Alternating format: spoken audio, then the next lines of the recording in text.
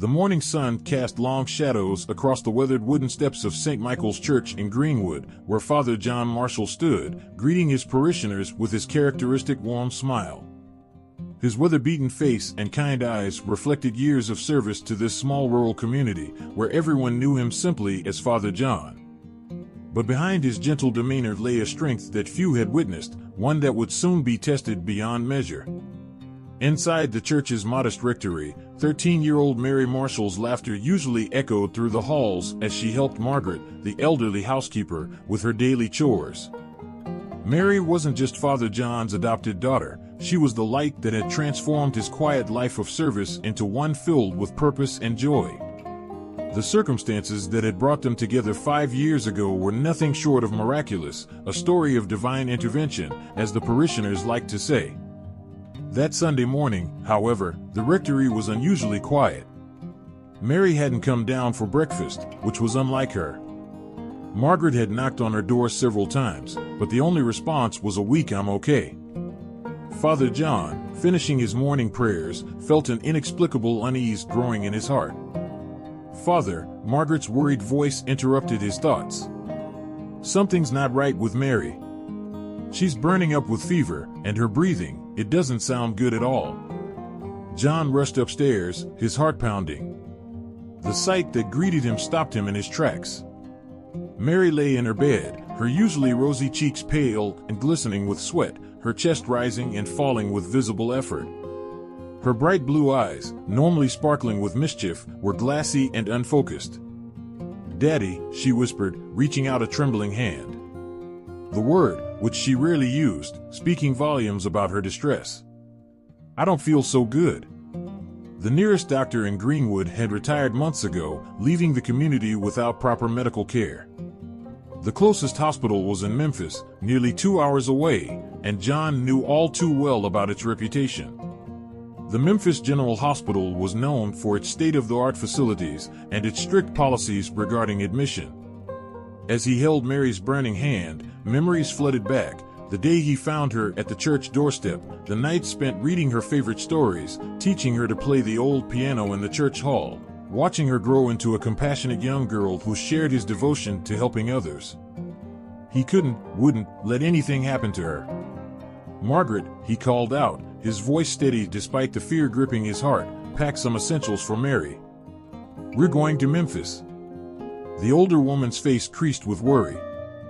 "But Father, that hospital, they won't just let you walk in without." "I know," he interrupted, gathering Mary in his arms, surprised at how light she felt. "But I have to try. God will show us a way." As John carried Mary to his old station wagon, the morning sun had disappeared behind heavy clouds, as if nature itself sensed the gravity of the situation. The few parishioners still lingering after morning service gathered around, offering prayers and concerned looks. Sarah Chen, the local journalist who often attended Sunday services, stepped forward. "Father John, is there anything we can do to help?" He paused, Mary's fevered breath warm against his neck. "Pray for us, Sarah." And he hesitated, something occurring to him. "Keep your phone close. We might need your help later." The drive to Memphis loomed ahead, and with it, challenges John could only begin to imagine. As he settled Mary in the back seat, tucking his old blanket around her shivering form, he whispered a prayer, not for himself, but for the strength to face whatever lay ahead. The truth was, he had no money for the hospital, no insurance, and no influential connections. All he had was faith, love, and a desperate determination to save his daughter. What he didn't know then was that this journey would not only test his faith, but would also spark a movement that would shake the very foundations of Memphis's healthcare system. As he pulled away from the church, the first drops of rain began to fall, marking the beginning of a storm that would change not just their lives, but the lives of countless others. The imposing glass and steel structure of Memphis General Hospital rose before them like a modern-day fortress. John parked his weathered station wagon in the emergency lane, his hands trembling slightly as he lifted Mary from the back seat. Her condition had deteriorated during the 2-hour drive, her breathing becoming more labored with each passing mile. The automatic doors slid open with a soft hiss, releasing a blast of air-conditioned air that felt almost hostile in its sterility. The emergency room bustled with activity, but John immediately sensed something was wrong. The faces behind the reception desk hardened as they approached, eyes flickering between his worn clerical collar and Mary's limp form. "Sir, you can't park in the emergency lane," a security guard stepped forward, his voice clipped and professional. "And we'll need to see insurance documentation before." "Please," John interrupted, his voice steady despite the desperation clawing at his chest. "My daughter needs immediate medical attention. We can discuss paperwork after. I'm afraid that's not how things work here." The new voice cut through the air like a steel blade. Dr. Richard Hammond, the hospital's director, stood at the entrance to the emergency ward, his expensive suit and carefully styled silver hair reflecting the fluorescent lights. "We have protocols, procedures. Without proper insurance or immediate payment, I'm a man of God," John pleaded, feeling Mary's fever burning through his clothes. "I don't have much money, but I promise I'll find a way to pay. She needs help now." A crowd had begun to gather. Patients, nurses, and other staff members watched the scene unfold. Among them, a young nurse named Michael Torres stood slightly apart, his face a mask of barely contained disagreement. "Being a man of God doesn't pay our bills, Father." Hammond's smile was practiced, professional, and completely devoid of empathy. "Perhaps you should try one of the free clinics in the outer districts." "We simply cannot. She's a child."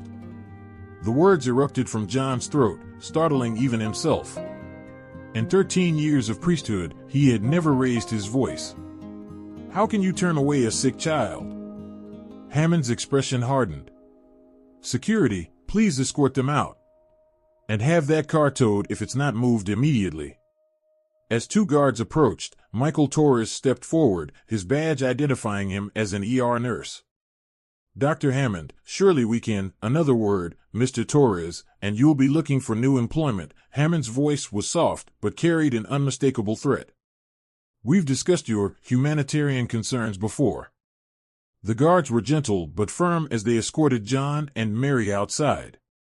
The rain had started again, a fine mist that seemed to blur the edges of reality. John stood there, holding his precious daughter, feeling more lost than he ever had in his life. "Father," a whispered voice made him turn. Michael Torres had followed them out, looking nervously over his shoulder. "There's a clinic in the east side. It's not much, but Dr. Chin there, she helps people like," he paused, choosing his words carefully. "People who need help, regardless of their situation. Here's the address." As John memorized the hastily whispered directions, Torres added in an even lower voice, "And Father, what happens here, what you saw today? It's worse than you think. Much worse. If you ever need evidence." He glanced back at the hospital entrance and hurried away before finishing his sentence. Inside the hospital, Hammond watched through the glass doors, his expression unreadable. Beside him, his assistant spoke quietly. "Sir, if word gets out about this." "Then make sure it doesn't," Hammond replied coldly. Besides, who would believe the word of a penniless priest against one of the most respected medical institutions in Tennessee? What Hammond didn't notice was Sarah Chen, the journalist from Greenwood, quietly slipping her phone back into her purse near the hospital entrance. She had followed John's station wagon to Memphis, her journalistic instincts telling her there was more to this story than a sick child and a desperate father. The video she had just recorded would prove to be just the beginning of a story that would shake Memphis to its core. The East Side Clinic was housed in a converted warehouse, its faded brick walls covered in vibrant murals of healing hands and blooming flowers.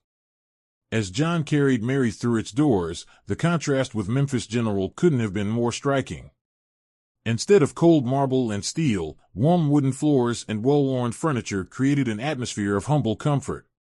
Dr. Elena Chen, a woman in her 50s with silver-streaked black hair and kind eyes behind wire-rimmed glasses, took one look at Mary and immediately cleared an examination room. Unlike the pristine but soulless halls of Memphis General, her clinic buzzed with genuine care and purpose.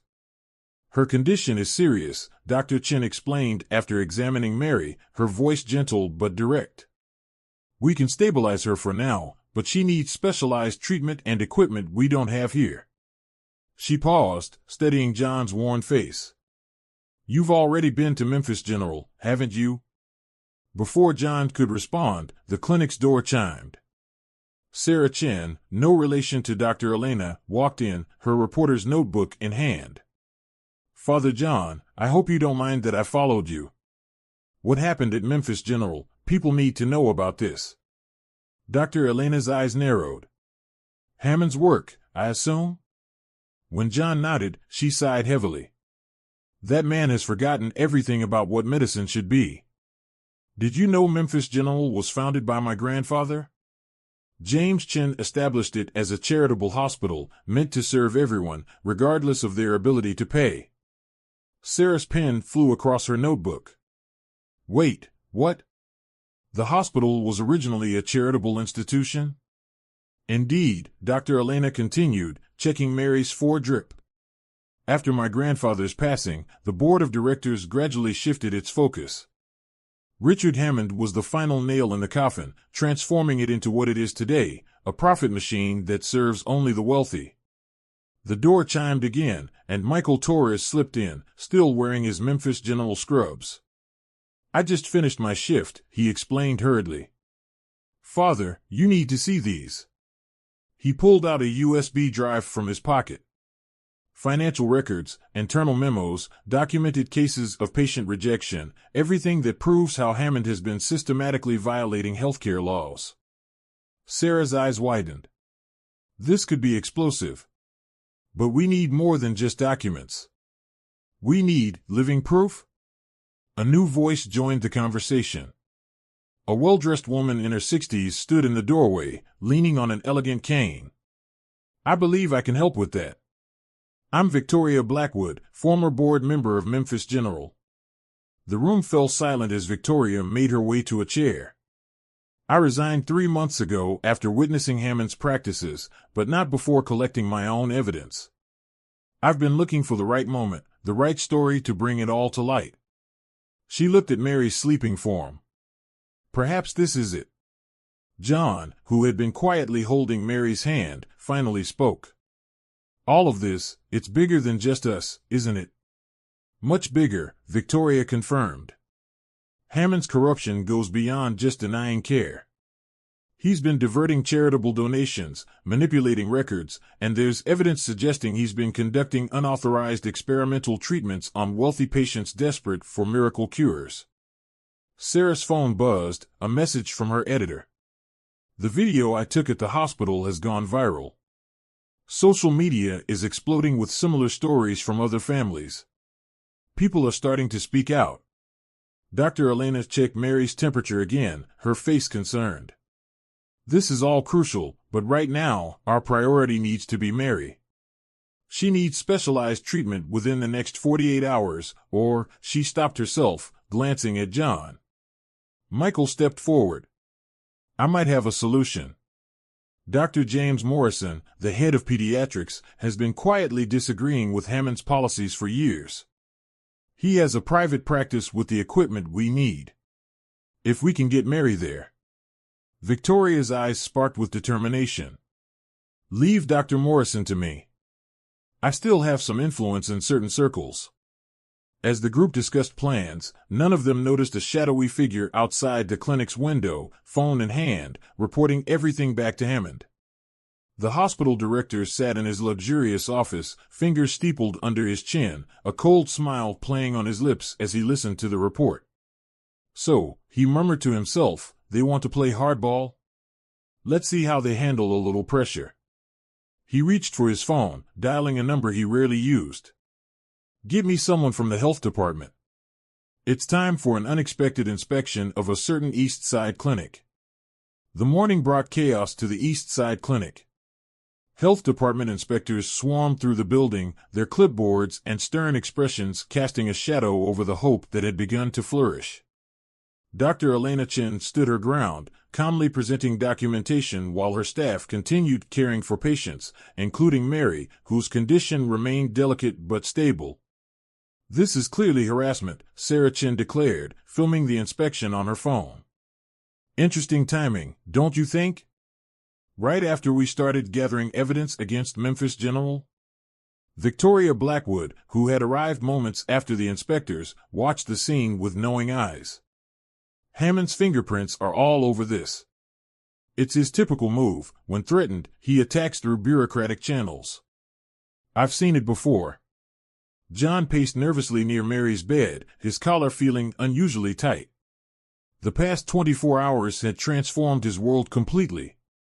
His phone hadn't stopped buzzing with messages from his parishioners back in Greenwood, all offering support and prayers. But more surprisingly, hundreds of messages were pouring in from strangers across Memphis, sharing their own stories of rejection and discrimination at Memphis General. Michael Torres burst through the door, still in his scrubs, his face flushed with excitement and fear. "You won't believe what just happened at the hospital. Dr. Morrison, he's resigned." He publicly called out Hammond's practices in front of the entire board. The news sent a ripple through the room. Dr. Morrison was one of Memphis General's most respected physicians, and his stance could change everything. But before they could celebrate, Victoria's phone rang. Her face darkened as she listened. "Hammond's making his move," she announced grimly. "He's called an emergency board meeting. They're voting to formally change the hospital's charter, eliminating the last remaining provisions that require them to provide charitable care. If this passes, they'll have legal protection for turning away patients who can't pay." Sarah was already dialing numbers. "We need to get this story out now. My editor's ready to run with everything we have." "Ms. Blackwood, those documents you mentioned?" "Already being delivered to your office," Victoria replied. But Hammond must have anticipated this.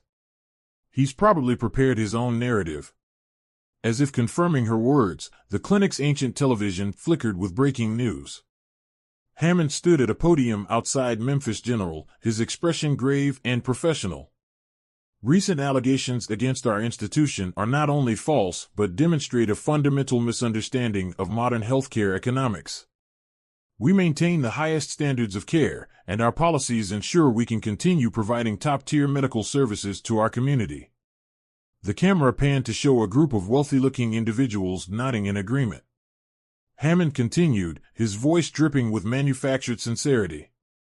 "Furthermore, we have evidence suggesting that those behind these accusations are motivated by personal vendettas and financial interests. We will be taking legal action against all parties involved in this defamatory campaign." Dr. Elena switched off the television, her jaw set firmly. "He's trying to intimidate us. But he's forgotten something crucial: the truth has a way of prevailing." Just then, Mary stirred in her bed, her fever finally breaking. John rushed to her side, hope flickering in his heart. Dr. Elena quickly checked her vitals, a small smile forming. "She's fighting hard. But we're not out of the woods yet. She still needs that specialized treatment." The health inspectors were huddled near the entrance, conversing in low tones. Despite their best efforts, they couldn't find any significant violations in Dr. Elena's clinic. Their frustration was visible as they prepared to leave. But the real shock came when one of the inspectors, a young woman with determined eyes, approached their group. "What's happening here isn't right," she whispered, glancing nervously at her colleagues. "I've seen similar patterns in other clinics that tried to stand up to Memphis General. I have documentation. Systematic targeting of facilities that compete with or criticize the hospital. Would that help your case?" Before anyone could respond, an urgent knock at the back door interrupted them. It was Dr. Morrison himself, looking disheveled but resolute. "I don't have much time," he said quickly. "Hammond's people are watching my every move. But I have something that could change everything: proof of experimental treatments performed without proper authorization. And there's more." He paused, his expression grim. Hammond's own daughter was turned away from the hospital 3 years ago. She couldn't afford the treatment he demanded payment for. The story was buried, but I was there. I saw everything. The room fell silent as the implications sank in. They now had ammunition that could not only expose Hammond's professional misconduct, but also reveal the personal tragedy that might explain his transformation from a doctor to a heartless administrator. The question was, how to use this information without stooping to his level. The revelation about Hammond's daughter sent shockwaves through the small group gathered at East Side Clinic. The morning sun filtered through the windows, casting long shadows across the warm linoleum floors as they grappled with this new information. Mary slept peacefully for the first time in days, her breathing finally steady, while the adults spoke in hushed tones. "I can't believe he'd enforce policies that could have saved his own daughter," Sarah whispered, her reporter's notebook temporarily forgotten in her lap. The human story had overtaken her professional instincts. Dr. Morrison ran his fingers through his gray hair, the weight of his memories visible in every line of his face. Claire Hammond. She was just 19, a college freshman. Needed an experimental treatment that her father, her own father, refused to approve without full payment up front. He said making exceptions would compromise the hospital's financial integrity. Victoria Blackwood's usually composed facade cracked slightly. "I remember that time." Hammond took a 3-month leave of absence. When he returned, he was different. Colder. More ruthless about enforcing payment policies. John, who had been quietly listening while holding Mary's hand, finally spoke. "Sometimes the walls we build to protect ourselves from pain end up becoming our prisons." His words hung in the air, heavy with understanding rather than judgment. The clinic's door opened, and Michael Torres rushed in, his scrubs wrinkled from a double shift. "You all need to see this," he said, pulling out his phone. On the screen, a live stream showed hundreds of people gathering outside Memphis General. They carried signs with stories of rejection, of loved ones turned away, of lives forever changed by policies that valued profit over people. "It's not just Memphis anymore," Sarah added, scrolling through her news feeds. "This story's gone national. Major networks are picking it up. They're calling it the heart of healthcare debate."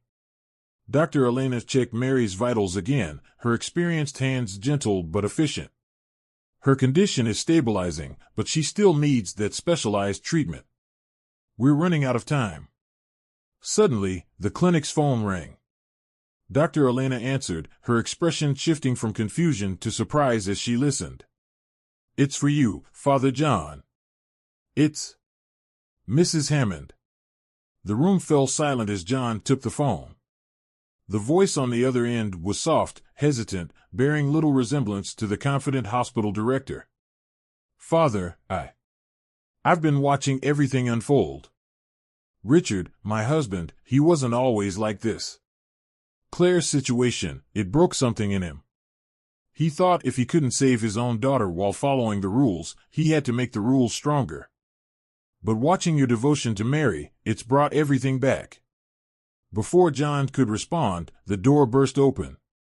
Richard Hammond himself stood there, his usual immaculate appearance showing signs of strain. His silver hair was disheveled, his expensive suit wrinkled. But it was his eyes that caught everyone's attention. They were red-rimmed, haunted. "I saw her," he said, his voice barely above a whisper. "Through the clinic window. Your daughter. She looked so much like Claire did." He swallowed hard, his carefully constructed facade crumbling. "All these years, I've been trying to make sense of what happened. Trying to create order from chaos. But I've become the very thing that destroyed my family." The room held its breath as Hammond took a hesitant step forward. "Dr. Morrison," he turned to his former colleague, "you were right. About everything. About what the hospital should be. About what I've done. About Claire." Victoria stepped forward, her voice gentle but firm. "It's not too late to make things right, Richard. The hospital board is meeting in an hour to vote on the new charter. You still have the power to change things." Hammond looked at Mary's sleeping form, then at John's worn but compassionate face. A lifetime of buried emotions seemed to cross his features in that moment. Maybe there's a different way to honor Claire's memory. One that doesn't involve building walls, but rather bridges. The tension in the room shifted, hope beginning to bloom. But before anyone could speak, monitors began beeping urgently. Mary's condition was deteriorating rapidly. Dr. Elena rushed to her side, her experienced hands moving swiftly. "We need that specialized treatment now. We can't wait any longer." Hammond straightened up, something of his old authority returning to his bearing, but this time, it was different. This time, it was tempered with humanity. "I know what needs to be done," he said, reaching for his phone. "And I know exactly how to do it. But first, I need to tell you the whole truth about what's been happening at Memphis General. About the real reason behind our policies. About everything." The emergency board meeting of Memphis General Hospital had never seen such a crowd. The usually quiet conference room was packed with board members, while hundreds gathered outside, their presence felt through the glass walls. Hammond stood at the podium, his posture different from his usual commanding stance, humbled, but somehow more dignified. "3 years ago," he began, his voice steady, "my daughter Claire needed experimental treatment that could have saved her. I refused to approve it without payment, believing I was upholding the hospital's principles. I thought I was being strong, but I was just being afraid. Afraid of showing favoritism, afraid of setting precedents, afraid of appearing weak. That fear turned into a rigid system that has hurt countless families." The board members shifted uncomfortably as Hammond continued. "But today, watching Father John with his daughter Mary, I saw something I'd forgotten, the true purpose of medicine. It's not about profits or procedures. It's about people. About healing not just bodies, but hearts and communities." He gestured to his assistant, who distributed folders to each board member. "These documents show everything: the original charitable charter from James Chen, the gradual policy changes, the diverted funds, and yes, my own role in all of it. But they also show something else, a path forward." Victoria Blackwood stood up, her authority as a former board member commanding attention. "The evidence is clear. We've strayed far from our founding mission. But today, we have a chance to return to it." Outside in the East Side Clinic, Mary was being prepared for transfer. Dr. Elena watched as the mobile intensive care unit Hammond had summoned arrived, equipped with everything needed for the specialized treatment. John held his daughter's hand, whispering prayers of gratitude. Back in the boardroom, Hammond presented his proposal. "We'll restructure the hospital's financial model.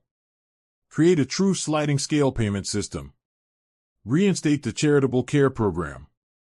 Partner with community clinics like Dr. Elena's.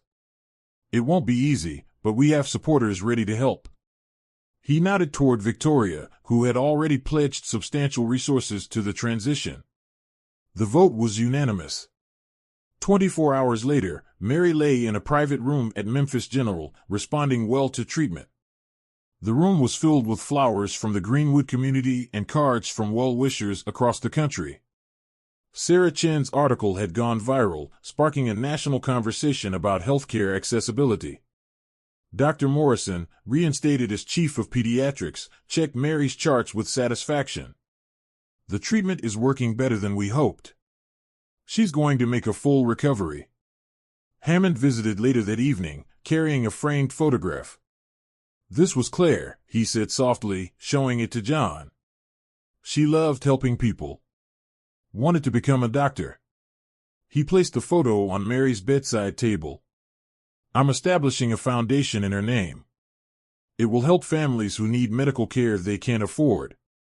Starting with covering all of Mary's expenses." John shook his head. "That's not necessary, please," Hammond interrupted. "Let me do this. Not just for Mary, but for Claire. For everyone we've turned away. It's time to heal not just bodies, but the system itself."